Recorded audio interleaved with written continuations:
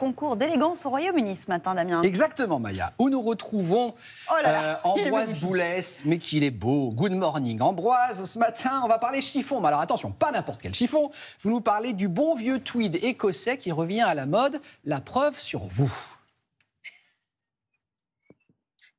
Oui, bonjour Damien. Alors, c'est pas exactement du tweed, mais j'ai sorti le tartan 100% pour vous ce matin parce que, oui, le tweed n'est plus réservé à la casquette de chasse et à la veste de Sherlock Holmes.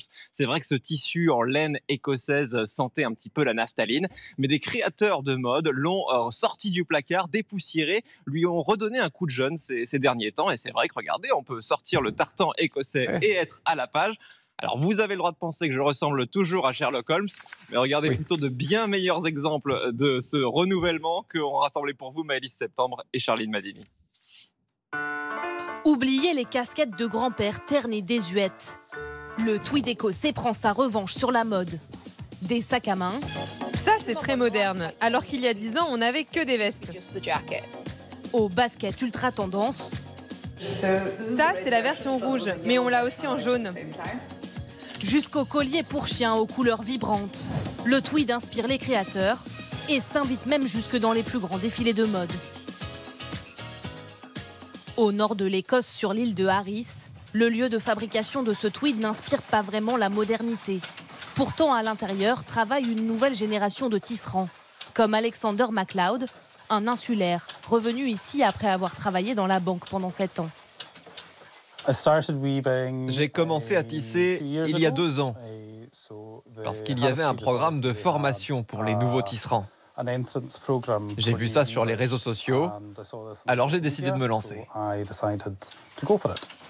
La méthode et le métier à tisser restent inchangés, traditionnels, car le tweed répond à un cahier des charges très précis. Le tweed de l'île de Harris doit être tissé à la main dans la maison d'un habitant, à partir de laine 100% pure, teinte, filée et finie ici même sur l'île. Chaque étape de la production doit donc avoir lieu à Harris. Alors on a dû former de nouvelles personnes. Sur les 140 tisserands de l'île de Harris, une vingtaine sont des nouvelles recrues. Des regards neufs qui ont permis au tweed de s'offrir une nouvelle jeunesse. On a plus d'idées, on change les choses.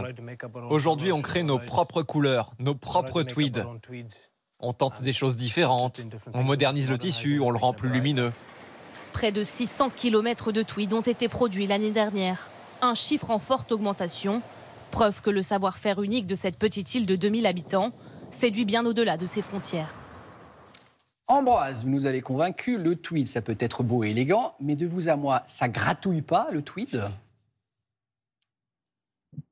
Si, c'est vrai, c'est le problème de la laine écossaise. En fait, c'est vrai qu'elle est rêche, et en particulier, notamment parce que les moutons écossais, ils passent du temps dans des conditions climatiques difficiles. Mais attention, des chercheurs de l'université d'Édimbourg ont découvert et mis au point une enzyme qui permet d'adoucir la fibre de laine et donc de la rendre beaucoup plus soyeuse. Alors, il faut encore beaucoup de temps pour l'adapter pour la production de masse de textiles, mais c'est quelque chose qui fait beaucoup de bien, qui pourrait faire beaucoup de bien à l'industrie textile écossaise et qui intéresse beaucoup aussi les amateurs de kilt, parce que vous savez, le kilt écossais, ça se porte normalement sans sous-vêtements, alors tant mieux si ça ne gratte pas. Ah bah oui, il faut mettre des enzymes, un maximum d'enzymes. Merci beaucoup, Ambroise. Quel journaliste d'investigation, Ambroise, quand même. Il est trop fort, et merci pour l'enchaînement.